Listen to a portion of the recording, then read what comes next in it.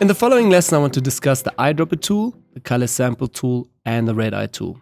Three basic tools, not so important, but good to know for a beginner. Right away, let's start out with the eyedropper tool. At the top in our application bar here, you can see again this changes, and also on the right hand side, I went right away into the info palette here. So now when I hover over my image here, I can right away have a look here on the right hand side. I can right away see the values from my RGB colors and CMY colors if you need to have those for press. So again, I can also sample a certain area and get the same color here. Let's just go a step back. So again, I have my foreground colors set to black and white. And say for instance, I want to sample the same purple that we have here in the top in the hair. I can simply select the eyedropper tool, click on here, and even hold clicked and move around. And right away, you'll see that we get to a new color here, a darker purple. And right away, our foreground color also changes to that color. If you want to click once again, it will change again. So let's select a darker purple over here. And now we can switch with this little arrow here to our background color and also select again another lighter color. Now both of these colors has been set. Again, our foreground is to a darker purple and the background to a lighter one. And if you double tap on this, you get into the color picker right away. You get the values here and also the hashtag number if you need this. Okay.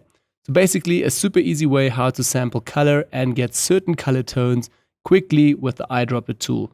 Yellow, dark, brown, white, whatever you want from a certain image, you can always find out the values here very quickly. Then let's also head to the next one, which is the color sample tool. This works a little bit differently. You can now set spots to remember these.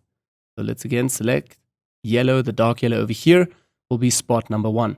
Again, in your info palette here, you will see now under hashtag 1 here, these are the perfect values again for this color.